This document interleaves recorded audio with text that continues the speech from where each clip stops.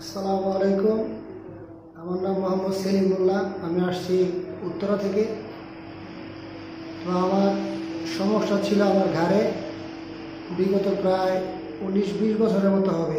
2006 সালে আমি ব্যথা পেয়েছিলাম। আমি সিঙ্গাপুরে ছিলাম। এখানে বাড়ি একটা আইপিন ক্যারি করতে যেয়ে আমার ঘাড়ের মধ্যে একটু চোট পাই। পরে 2 বছর পর থেকে আমি অনুভব করে থাকি যে আমার বাম হাত আর বাম পা আস্তে আস্তে অবশ হয়ে যাচ্ছে। তো আস্তে আস্তে ব্যথাটা প্রচণ্ডভাবে বাড়তে থাকে। তারপর আমি দেশে আসার পরে অনেক জায়গায় ট্রিটমেন্ট করাইছি, এমনকি ইন্ডিয়াতে নাইটিঙ্গেল হসপিটালে গিয়েছিলাম। এখানে ইন্দ্রজিৎ রয় নামে একজন অর্থোপেডিক্সের ডক্টর ছিল, উনি আমাকে দেখছে। কিন্তু আমার ব্যথাটা ছিল মূলত ঘাড়ে। আমি যেখানে গেছি আমি ওইখানে বলছিলাম যে আমার কোমরে ব্যথা করে, পায়ে ব্যথা করে। সবাই শুধু আমার মেরুদণ্ডের যে নিচের পাটটা আছে ওইটার আমারই করতো। কিন্তু প্রত্যেকে ডাক্তারই বলতো যে আমার কোমরে কোনো সমস্যা নাই।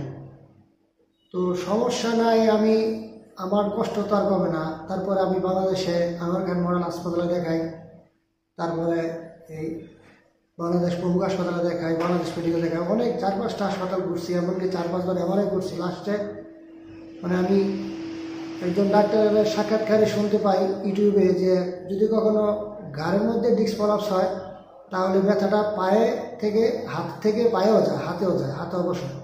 তো আমার হাতও অবশ হইতো অল্প, কিন্তু পাটা ব্যথা করতে বেশি।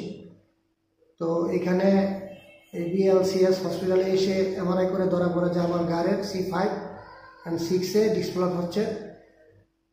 তো স্যারে আমাকে দেখেই বললো যে এটা তো সার্জারি করতে হবে। আমি সার্জারি করলাম, আজকে 2 দিন হয়। তো মোটামুটি আমার হাতের ব্যথাটা এখন নাই, কিন্তু পায়ের তলাটা যে ব্যথা ছিল এটা একটু আছে। কিন্তু স্যার বললো যে ওষুধ দিছে, আগামী 3 মাস আমাকে খুব রুলসের মধ্যে থাকতে হবে। থাকলে ওষুধগুলো খেলে আমি পরিপূর্ণ ইনশাল্লাহ সুস্থ হয়ে যাব। তো আপনারা সবাই আমার জন্য দোয়া করবেন, এমনকি ডাক্তার ইয়াকুব স্যারের জন্য দোয়া করবেন। আপনাদের যদি এরকম কোনো সমস্যা থেকে থাকে আপনারা এই হসপিটালে আসতে পারেন, স্যারের সাথে সাক্ষাৎ করতে পারেন। আশা করি আপনাদেরও উপকার হবে।